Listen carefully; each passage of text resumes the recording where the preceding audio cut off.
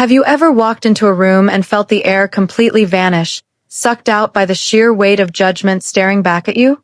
That's exactly how it felt the moment Sarah pushed open the heavy oak doors of the courtroom. The silence wasn't just quiet. It was loud. It pressed against her ears.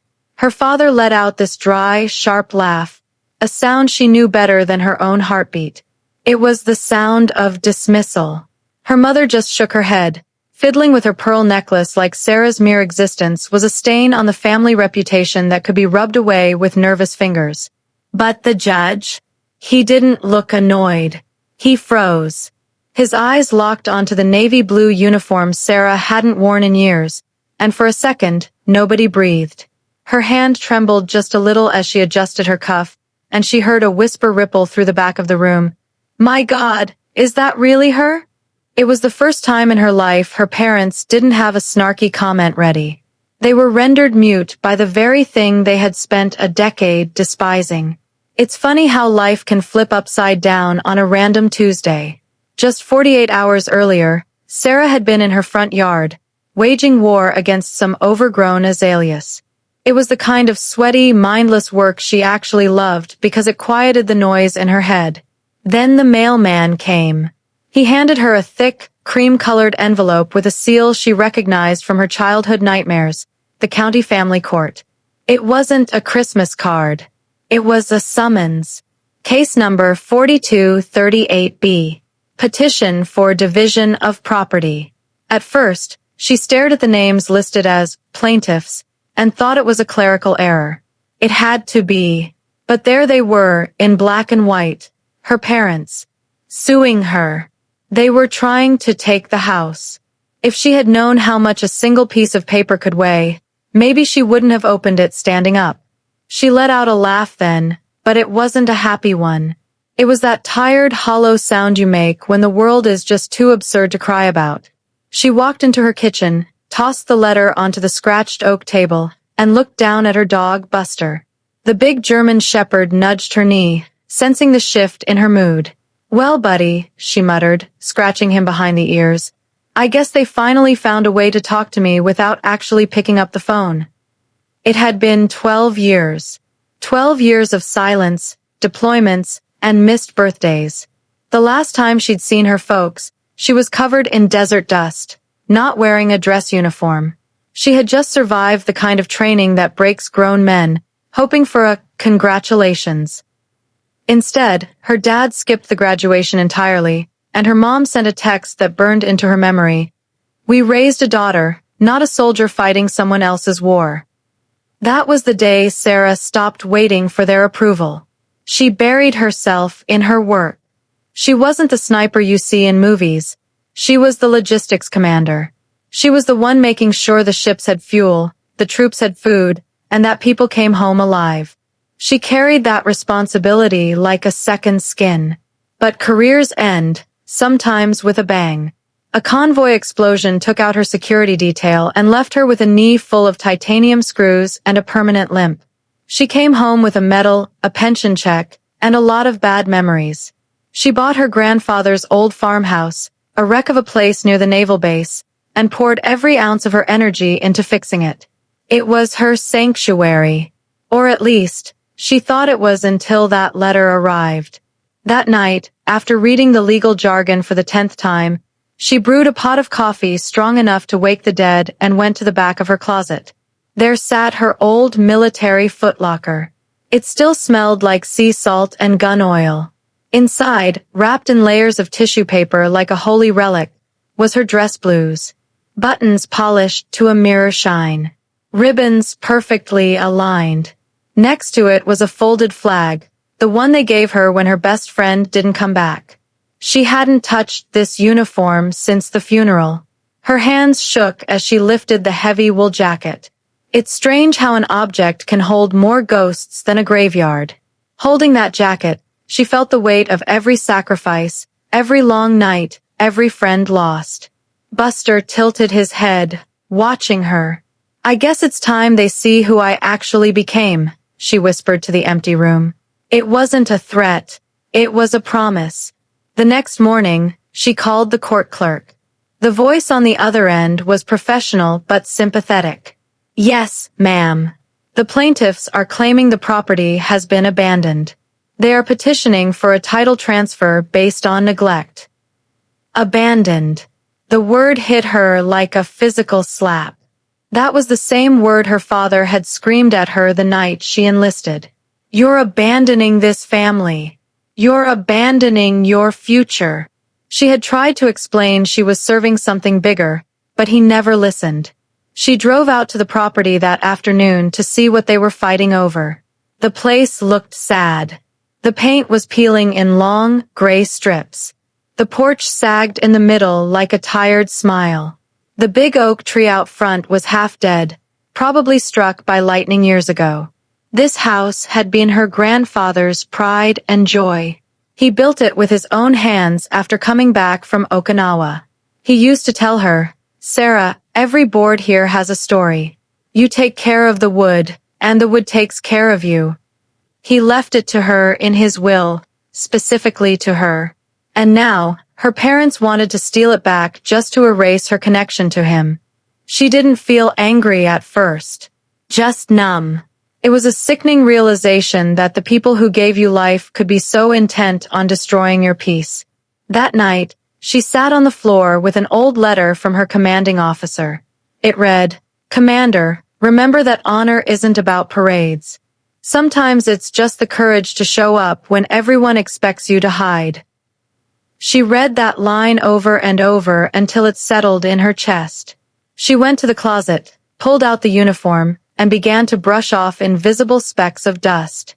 She pinned her medals on, the silver, the bronze, the rare blue one. Standing in front of the mirror the next morning, the jacket felt tight across the shoulders. She wasn't the skinny kid who left home anymore. She was broader, stronger, scarred. She stood taller than she had in years. For a split second, she thought about wearing a normal suit. Just blend in. Get it over with. But then she imagined her father's smug face, thinking she was broken. No, not today. She smoothed her hair back, grabbed her cover, and looked herself in the eye. "Let's finish this," she said. Quietly, but correctly. The drive to the courthouse felt like a deployment flight, long, tense, and nauseating. The air outside was thick with humidity and that salty smell of the coast. When she pulled into the lot, she saw the old diner where her dad used to take them. He'd brag about her brother's football trophies to anyone who would listen, but never mentioned her grades or her scholarships. The courthouse looked smaller than she remembered. The red bricks faded to a dusty pink. As she walked up the steps, her limp was noticeable, a rhythmic click step on the concrete. The janitor sweeping the entrance stopped. He leaned on his broom, eyes widening at the ribbons on her chest. "Ma'am," he said, giving a nod that was somewhere between a greeting and a salute. She smiled back. "Good morning." Inside, the hallway smelled like floor wax and old paper. When the clerk called Case 4238B, Sarah took a deep breath. Walking in there, seeing her parents, was harder than any mission briefing. Her dad looked older. His hair was gray, but that scowl was exactly the same.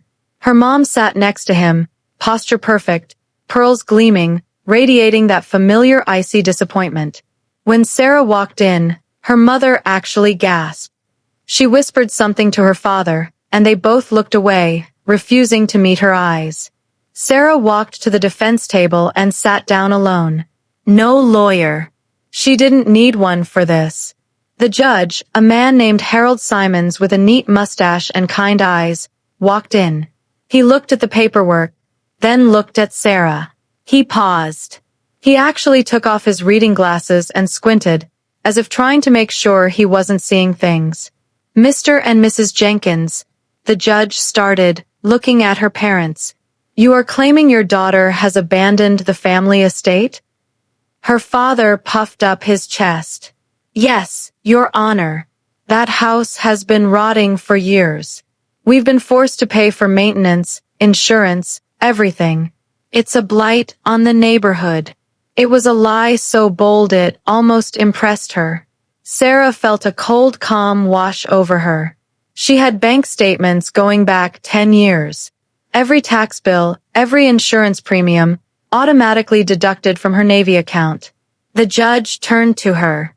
"Commander, do you have a statement?" Her father blinked. "Commander."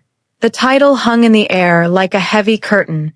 "Yes, Your Honor," Sarah said, her voice steady. "I have documents to submit." She slid a manila folder across the bench. "I have maintained the property financially since 2013. The tax records, insurance receipts, and contractor invoices are all there, signed by me." Her father leaned forward, his face turning that familiar shade of angry red. "She's lying. Do you think you can just march in here in a costume and fool everyone?" He pointed a shaking finger at her. "You left this family. You ran off to play soldier while we stayed here and took care of everything." The judge slammed his gavel down. Bang! "Mr. Jenkins, watch your tone." Sarah didn't flinch. She kept her eyes on the judge. "Sir," she said softly, "I joined the Navy to serve my country, not to abandon my family. But as the records show, I was the one who was abandoned." The hearing dragged on. Her parents threw every insult they could think of, ungrateful, cold, distant. But Sarah just sat there. She realized something profound in that moment. Their anger wasn't scary anymore. It was small. They were fighting over a building. She had fought for lives. The perspective shift was liberating. Then, the judge did something unexpected. He picked up a piece of paper from her file and looked at her intently.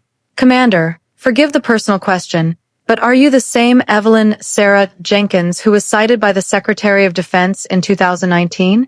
The one who coordinated the civilian evacuation in Yemen?" Her father frowned, looking confused. "Evacuation? What is he talking about?" Sarah nodded once. "Yes, sir. I am." The judge's face softened into pure respect. "I read the classified briefing on that operation years ago. That was extraordinary work, Commander. You saved 200 people that day." The silence that followed was absolute. Her father's mouth opened, but no sound came out. Her mother looked at Sarah as if she were seeing a stranger who was infinitely more impressive than the daughter she thought she knew. The narrative they had built, that Sarah was a failure, a runaway, shattered right there in the courtroom. The judge cleared his throat.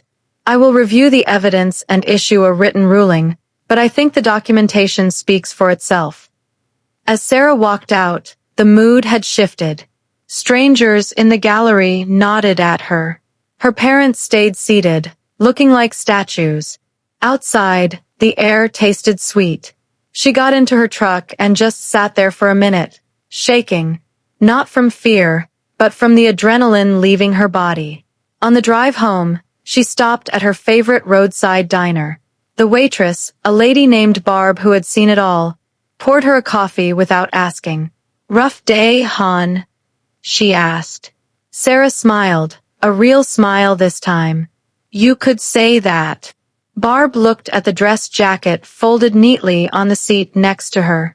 "Well," she said quietly, "thank you for what you did. Whatever it was." Sarah nodded. That was enough. Months later, the air turned crisp. Autumn leaves crunched under her boots as she walked around the farmhouse. It looked different now. The porch was rebuilt.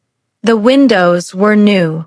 The flag her grandfather left her was flying on a sturdy new pole near the door.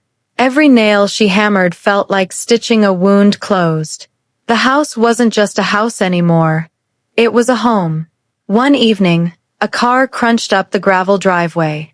Sarah was sitting on the porch swing, drinking coffee. She watched as her parents stepped out, followed by her brother. They looked hesitant, small. Sarah stood up. She didn't run to them, but she didn't run away either. "I wasn't expecting company," she said. Her father looked at the ground, kicking at a loose stone. Your mother, she wanted to see the repairs. Said you'd been working on it. I have, Sarah said. They ended up eating a simple dinner on the porch. Pizza from a box. It wasn't a Hallmark movie moment. The conversation was awkward. There were long pauses. But it was civil. At one point, her dad raised his plastic cup of iced tea. His hand was shaking a little. To family, he rasped. And to the one who apparently made us proud, even if we were too stubborn to see it. Sarah raised her cup. To learning what honor actually costs, she replied. Her mother wiped a tear away but didn't say anything. It wasn't an apology, exactly. But it was a start. And sometimes, peace isn't a treaty signed in ink, but a quiet dinner on a porch swing. The next week, Sarah stood in the gymnasium of the local high school. The principal had asked her to speak for Veterans Day. Ladies and gentlemen, the principal announced, our local hero, Commander Jenkins. The applause was polite at first, then grew louder as she walked to the podium. She looked out at the sea of teenage faces. She didn't talk about war. She didn't talk about glory. I used to think being brave meant not being scared, she told them. But I learned that real bravery is doing what's right when nobody is watching. It's forgiving people who aren't sorry. It's rebuilding a house or a life, board by board, simply because it's yours. When she finished, the kids stood up. It wasn't the forced standing ovation you see at assemblies. It felt real. That night, back at the farmhouse, Sarah took out her grandfather's old brass compass. The needle still pointed true north, unwavering. She ran her thumb over the back, where she had recently engraved a new line under his name. Forgiveness is the highest form of discipline. Buster laid his heavy head on her lap and sighed. Sarah closed her eyes. She thought about the courtroom, her father's silence, the judge's respect. If she could go back, she wouldn't change a thing. They needed to see the uniform to understand her, but she needed to wear it to understand herself. She didn't need their permission to be who she was. She never had. And as the porch light flickered against the coming dark, she finally felt it, that deep, quiet sense of arrival. She was home.